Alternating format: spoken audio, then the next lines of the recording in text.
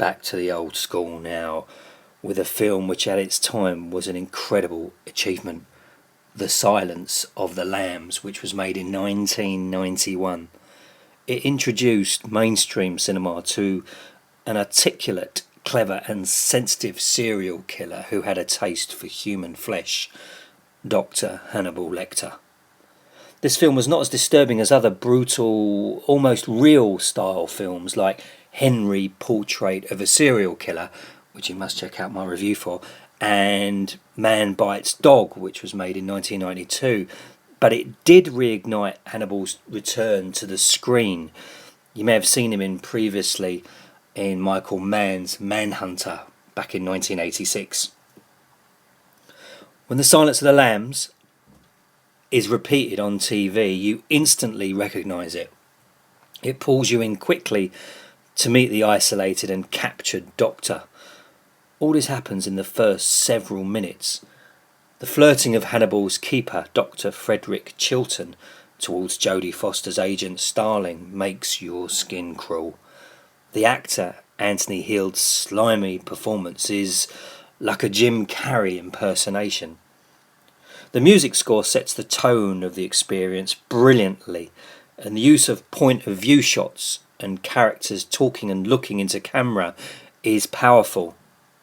If you do watch this film again, try your best to put aside all the very funny send-ups, which in some way dilutes the impact of this thriller. Try not to laugh is the only problem with further viewing, and it's all down to our own Dawn French and Jennifer Saunders. There are just a couple of unexpected and surprising moments in the film. For the majority it's predictable, but it does predictable in a fantastic way. The Silence of the Lambs is join the dots filmmaking that is classic cinema. The serial killer the FBI is after is played by Ted Levine, who was one of Al Pacino's officers in Michael Mann's Heat back in 1995. I'll never forget the scene where he says, "Put the lotion in the basket." Featuring in only a few scenes, Ted's character is complex and chilling. His deep voice, strong presence and twisted soul stayed inside my memory over the years, more than Hannibal Lecter.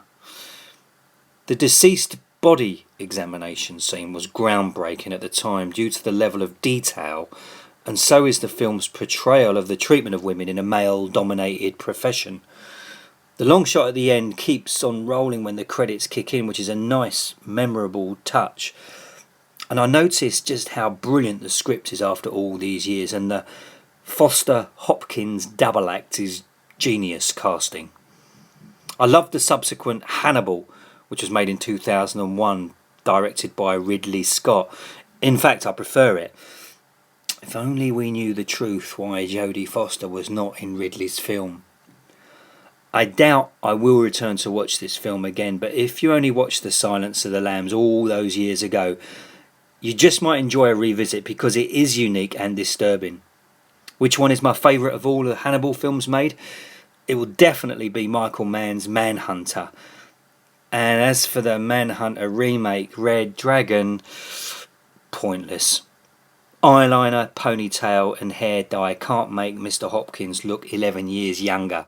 I've recently watched the television series Hannibal, and without doubt its refreshing focus on Will Graham's unique investigative ability that we first witness in Mann's film Manhunter is absolute perfection. I actually prefer the television series Hannibal to any of the related films Anthony Hopkins was involved in. Danish actor Mads Mikkelsen's interpretation of Dr. Lecter is the best and very current. This imaginative and addictive TV series has given a tired story a new lease of life.